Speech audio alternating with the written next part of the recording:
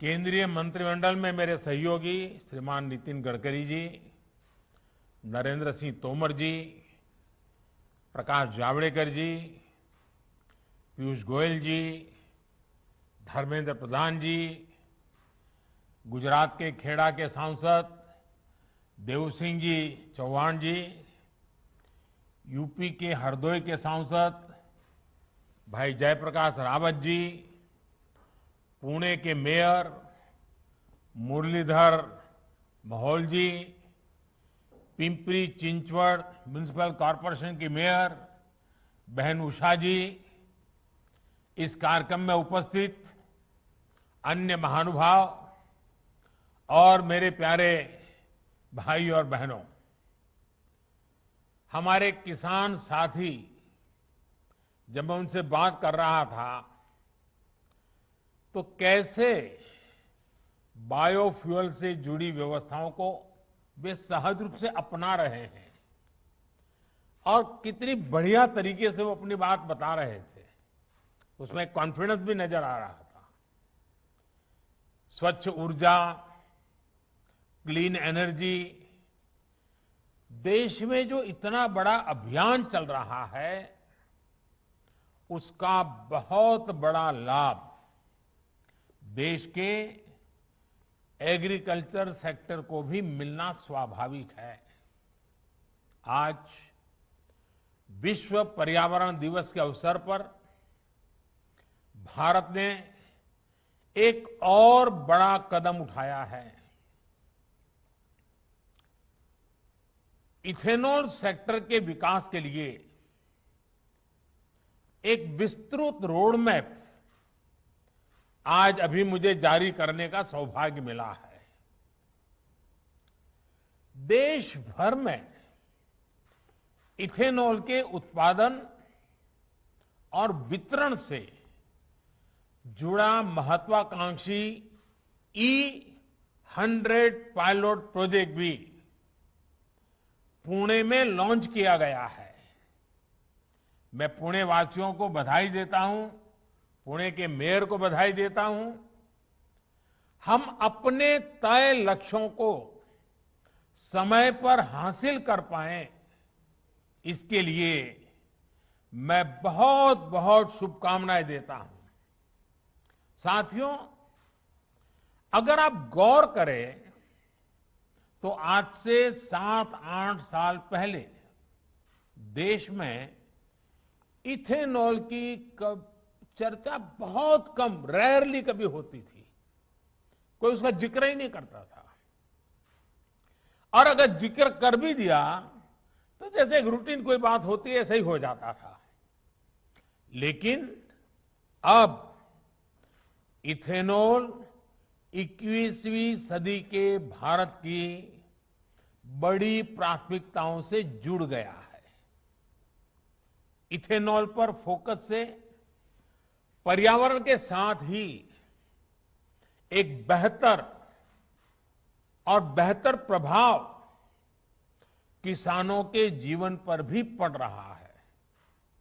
आज हमने पेट्रोल में 20% इथेनॉल ब्लेंडिंग के लक्ष्य को 2025 तक पूरा करने का संकल्प किया है। पहले जब लक्ष्य सोचा था तो ये सोचा था कि ये 2030 तक हम करेंगे, लेकिन पिछले कुछ दिनों में जिस प्रकार से सफलताएं मिली हैं, जन सामान्य का सहयोग मिला है, लोगों में जागरूकता आई है और हर कोई इसके महत्व को समझने लगा है, और इसके कारण अब हमने 2030 में जो करना चाहते थे उसको 5 साल कम करके 2025 तक करने का निर्णय किया है। 5 साल एडवांस।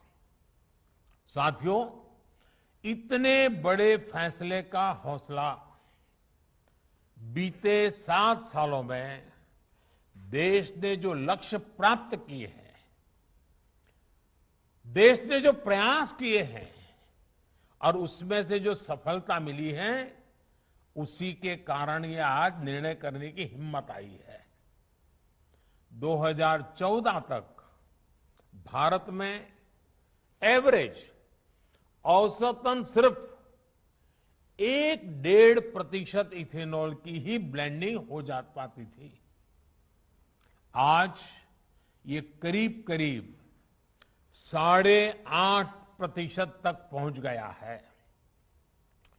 वर्ष 2013-14 में जहां देश में 38 करोड़ लीटर इथेनॉल खरीदा जाता था, वहीं अब इसका अनुमान 320 करोड़ लीटर से ज्यादा का है। यानी करीब करीब 8 गुना ज्यादा इथेनॉल खरीदा गया है। बीते साल ही ऑयल मार्केटिंग कंपनियों ने करीब 21,000 करोड़ रुपए का इथेनॉल खरीदा है। इसका एक बड़ा हिस्सा, जो 21,000 करोड़ रुपया खर्च किए गए, उसका बड़ा हिस्सा हमारे देश के किसानों की जेब में गया है। विशेष रूप से हमारे गन्ना किसानों को इससे बहुत लाभ हुआ है। वर्ष 2025 तक जब पेट्रोल में 20% इथेनॉल ब्लेंडिंग होने लगेगी, तो आप अंदाज लगा सकते हैं कि किसानों को कितनी बड़ी मात्रा में ऑयल कंपनियों से सीधे पैसे मिलेंगे। इससे चीनी से अधिक उत्पादन से जुड़ी जो भी चुनौतियां हैं, क्योंकि कभी कभी चीनी ज्यादा पैदावार हो जाती है तो दुनिया में भी कोई खरीदार नहीं होता है, देश में भी दाम गिर जाते हैं और बहुत बड़ी चुनौती पैदा, रखना कहां वो भी संकट हो जाता है। ऐसी सारी चुनौतियों को कम करने में, और इसका सीधा लाभ गन्ना किसान की सुरक्षा से जुड़ जाता है, ये बहुत लाभ होने वाला है। साथियों, 21वीं सदी के भारत को 21वीं सदी की आधुनिक सोच, आधुनिक नीतियों से ही ऊर्जा मिलेगी। इसी सोच के साथ हमारी सरकार हर क्षेत्र में निरंतर नीतिगत निर्णय ले रही है। देश में आज इथेनॉल के उत्पादन और खरीद के लिए जरूरी इंफ्रास्ट्रक्चर के निर्माण पर बहुत जोर दिया जा रहा है। अभी तक इथेनॉल बनाने वाली ज्यादातर इकाइयां और ज्यादातर 4-5 उन राज्यों में ही थी जहां चीनी का उत्पादन ज्यादा होता है। इसका विस्तार पूरे देश में करने के लिए जो सड़ा हुआ अनाज होता है, निकम्मा हुआ अनाज होता है, उसका उपयोग करते हुए फूड ग्रेन बेस्ड डिस्टिलरीज की भी स्थापना की जा रही है।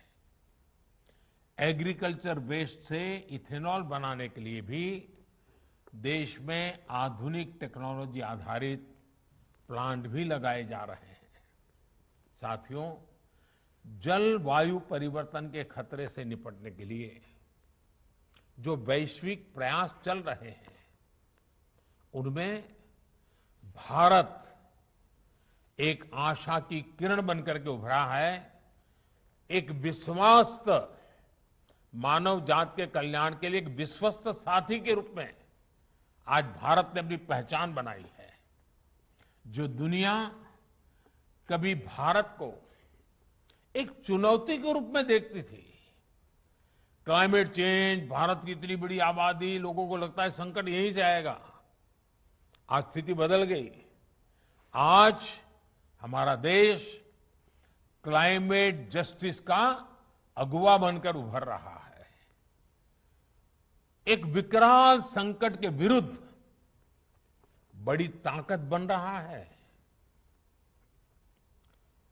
वन सन, वन वर्ल्ड, वन ग्रिड, एक सूरज, एक सृष्टि और एक ग्रिड की व्यवस्था की विजन को साकार करने वाला इंटरनेशनल सोलर अलायंस, उसका निर्माण हो, या फिर coalition for disaster resilient infrastructure की पहल हो, भारत एक बड़े वैश्विक विजन के साथ आगे बढ़ रहा है।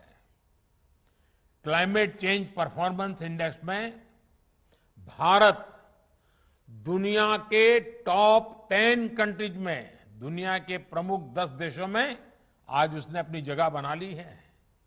साथियों, क्लाइमेट चेंज की वजह से जो चुनौतियां सामने आ रही है, भारत उसके प्रति जागरूक भी है और सक्रियता से काम भी कर रहा है। हम एक तरफ ग्लोबल साउथ में एनर्जी जस्टिस के प्रति संवेदनशीलता और ग्लोबल नॉर्थ के उत्तरदायित्वों के हिमायती हैं, तो दूसरी तरफ अपनी भूमिका का निर्वहन भी पूरी गंभीरता से कर रहे हैं। भारत ने एनर्जी ट्रांजिशन का एक ऐसा मार्ग चुना है जिसमें हमारी नीतियां और निर्णयों में हार्ड और सॉफ्ट कंपोनेंट्स को, दोनों को बराबर महत्व है। अगर मैं हार्ड कंपोनेंट की बात करूं तो भारत द्वारा तय किए गए बड़े बड़े लक्ष्य हो, उन्हें लागू करने की अनप्रेसिडेंटेड स्पीड हो, ये दुनिया बहुत बारीकी से देख रही है। 6-7 साल में रिन्यूएबल एनर्जी की हमारी कैपेसिटी में 250% से अधिक की बढ़ोतरी हुई है। इंस्टॉल रिन्यूएबल एनर्जी कैपेसिटी के मामले में भारत आज दुनिया के टॉप 5 देशों में है। इसमें भी सौर ऊर्जा की कैपेसिटी को बीते 6 साल में लगभग 15 गुना बढ़ाया है। आज भारत कच्छ में, गुजरात के कच्छ के रेगिस्तान में दुनिया का सबसे बड़ा सोलर और विंड का हाइब्रिड एनर्जी पार्क बना रहा है। तो भारत ने 14 गीगावाट के पुराने कोल प्लांट्स को भी बंद भी कर दिया है। देश ने सॉफ्ट अप्रोच के साथ भी ऐतिहासिक कदम उठाए हैं। आज देश का सामान्य मानवी प्रो एनवायरमेंट कैंपेन से जुड़ गया है, वो इसका नेतृत्व कर रहा है। हम देखते हैं कि कैसे सिंगल यूज प्लास्टिक के संबंध में जागरूकता पैदा हुई है। लोग अपने तरीके से थोड़ा थोड़ा प्रयास भी कर रहे हैं, अभी और करने की जरूरत है, लेकिन बात पहुंची है, प्रयास शुरू हुए हैं। हमारे समुद्र तटों की सफाई देखिए, नौजवान इनिशिएटिव लेकर के कर रहे हैं, या फिर स्वच्छ भारत जैसे अभियान हो। इन्हें देश के आम नागरिकों ने अपने कंधे पर लिया, अपने जिम्मे में लिया, और मेरे देशवासी आज इसको आगे बढ़ाए हैं।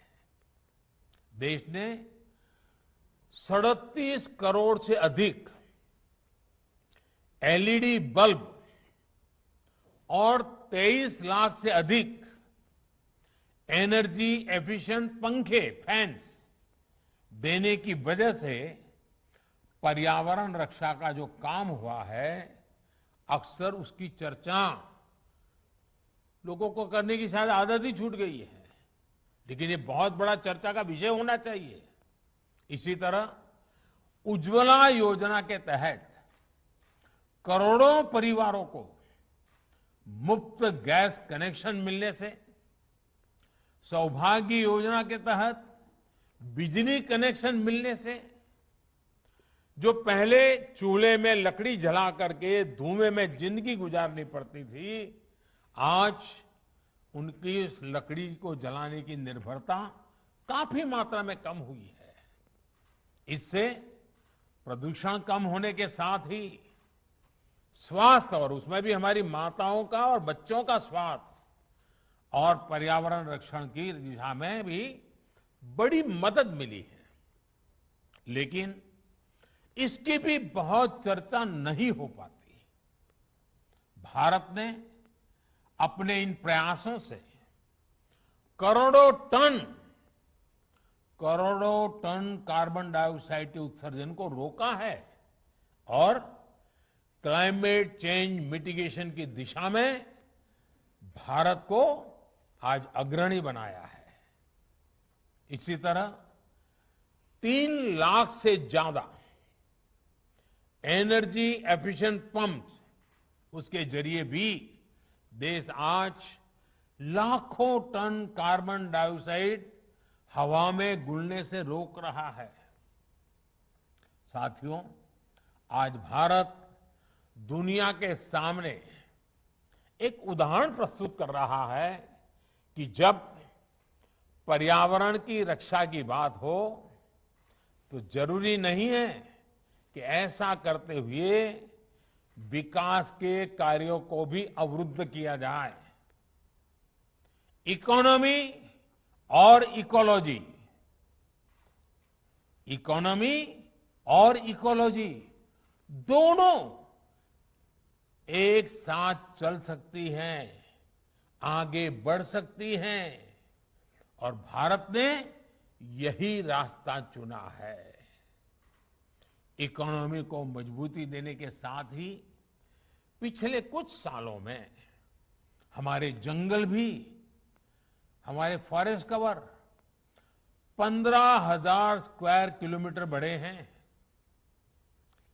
पिछले कुछ सालों में हमारे देश में टाइगर्स की संख्या, बाघ की संख्या दोगुनी हुई है। तेंदुओं की संख्या में भी करीब 60% की वृद्धि हुई है। इन सब के बीच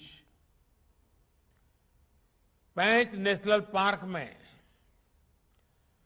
वाइल्ड लाइफ फ्रेंडली कॉरिडोर की संवेदनशीलता का उदाहरण आज चर्चा का विषय है।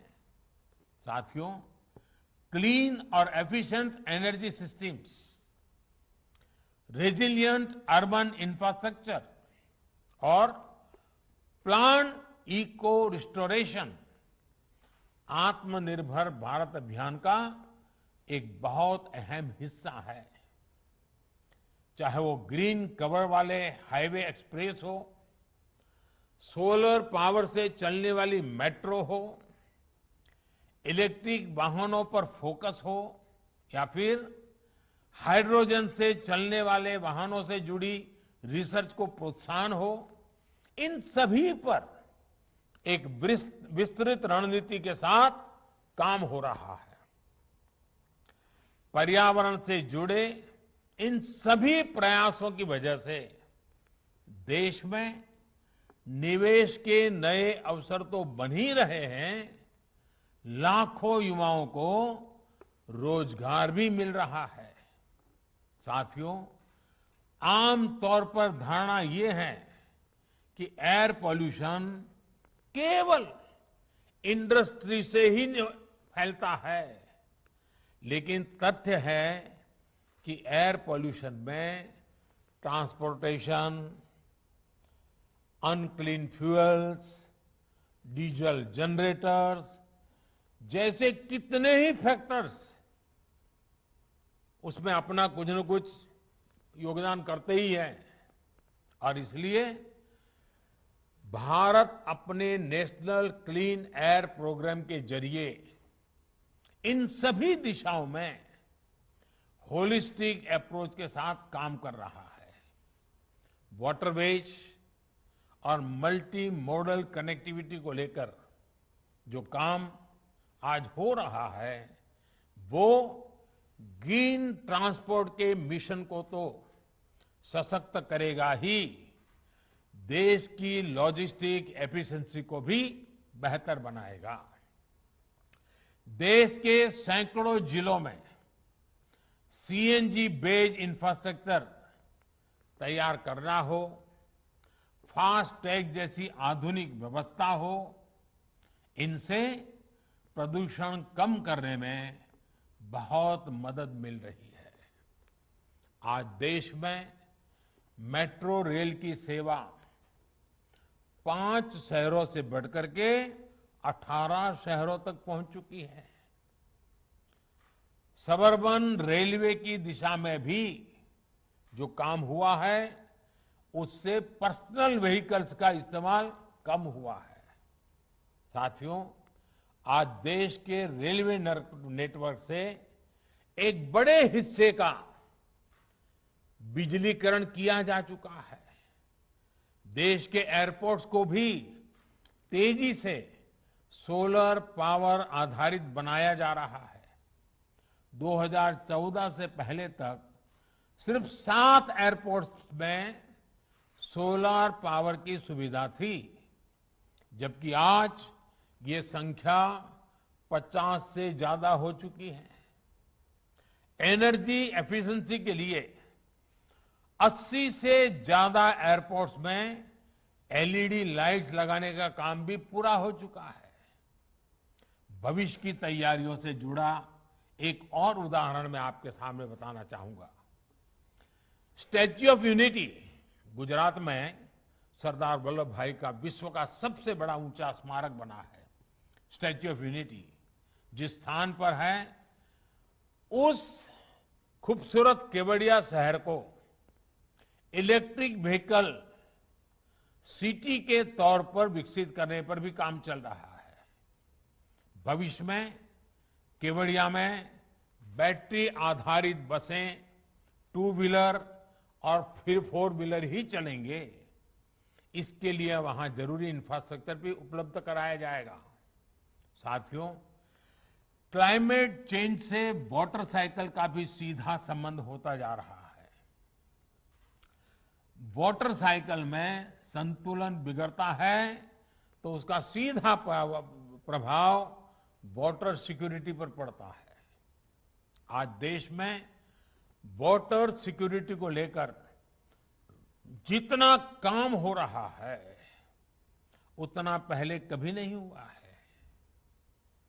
देश में जल स्रोतों के निर्माण और संरक्षण से लेकर उपयोग तक एक होलिस्टिक अप्रोच के साथ काम किया जा रहा है। जल जीवन मिशन भी इसका एक बहुत बड़ा माध्यम है। और मैं आपको याद दिलाना चाहूंगा कि जल जीवन मिशन में इस बार एक कार्यक्रम चल रहा है जिसमें देश के नागरिकों की मदद चाहिए मुझे। वो है वर्षा के पानी को बचाओ, कैच द रेन वाटर। हम वर्षा के पानी को रोकें, बचाएं। भाइयों बहनों, लगभग 7 दशक में देश के करीब 3 करोड़ ग्रामीण परिवारों तक पाइप से पानी पहुंचा, तो 2 साल से भी कम वक्त में 4 करोड़ से भी अधिक परिवारों के तक नल से जल पहुंचाया जा चुका है। एक तरफ पाइप से हर घर को जोड़ा जा रहा है, वहीं दूसरी तरफ अटल भूजल योजना और कैच द रेन जैसे अभियानों के माध्यम से भूजल का स्तर बढ़ाने पर फोकस किया जा रहा है। साथियों, विकास और पर्यावरण में संतुलन ये हमारी पुरातन परंपरा का एक अहम हिस्सा है, जिसको हम आत्मनिर्भर भारत की भी ताकत बना रहे हैं। जीव और प्रकृति के रिश्ते का संतुलन, व्यष्टि और समष्टि का संतुलन, जीव और शिव का संतुलन, हमेशा से हमारे शास्त्रों ने हमें सिखाया है। हमारे यहां कहा गया है, यत् पिंडे तद ब्रह्मांडे, यत् पिंडे तद ब्रह्मांडे, यानी जो पिंड यानी जीव में है वही ब्रह्मांड में है। हम जो भी अपने लिए करते हैं उसका सीधा असर हमारे पर्यावरण पर भी पड़ता है। इसलिए अपने रिसोर्सेज की एफिशिएंसी को लेकर भी भारत के प्रयास बढ़ रहे हैं। आज जो सर्कुलर इकोनॉमी की बात हो रही है, उसमें ऐसे प्रोडक्ट्स और ऐसे प्रोसेस पर फोकस किया जा रहा है जिनमें संसाधनों पर कम से कम दबाव पड़े। सरकार ने भी ऐसे 11 क्षेत्रों की पहचान की है जिससे हम आधुनिक टेक्नोलॉजी के माध्यम से संसाधनों को रिसाइकिल करके सदुपयोग कर सकते हैं। वेस्ट टू वेल्थ यानी कचरे से कंचन अभियान पर बीते कुछ वर्षों में काफी काम हुआ है और अब इनको मिशन मोड में बहुत तेजी से आगे बढ़ाया जा रहा है। घरों और खेतों से निकला कचरा हो, स्क्रैप मेटल हो, लिथियम आयन बैटरीज हो, ऐसे अनेक क्षेत्रों में रिसाइकलिंग को नई टेक्नोलॉजी के माध्यम से प्रोत्साहित किया जा रहा है। इससे जुड़ा एक्शन प्लान जिसमें रेगुलेटरी और डेवलपमेंट से जुड़े सभी पहलू होंगे, इसको आने वाले महीनों में अमल में लाया जाएगा। साथियों, जलवायु की रक्षा के लिए, पर्यावरण की रक्षा के लिए हमारे प्रयासों का संगठित होना बहुत जरूरी है। देश का एक एक नागरिक जब जलवायु और जमीन के संतुलन को साधने के लिए एकजुट होकर के प्रयास करेगा, तभी हम अपनी आने वाली पीढ़ियों को एक सुरक्षित पर्यावरण दे पाएंगे। हमारे पूर्वजों की कामना थी और बहुत अच्छी बात हमारे पूर्वजों हमारे लिए कह के गए हैं। हमारे पूर्वजों की हमसे क्या कामना थी? बहुत बढ़िया बात कही उन्होंने। कहा है, पृथ्वी ही पुहु च उर्वी भव, अर्थात संपूर्ण पृथ्वी, संपूर्ण परिवेश हम सभी के लिए उत्तम हो, हमारे सपनों को सुअवसर दे। इसी शुभकामना के साथ आज विश्व पर्यावरण दिवस पर उससे जुड़े सभी महानुभावों को अनेक अनेक शुभकामनाएं देता हूं। आप अपना ख्याल रखें, अपने आप को स्वस्थ रखें, अपने परिवारजनों को स्वस्थ रखें और कोविड प्रोटोकॉल का में कोई ढिलाई न बरतें, इसी अपेक्षा के साथ बहुत बहुत धन्यवाद, आभार।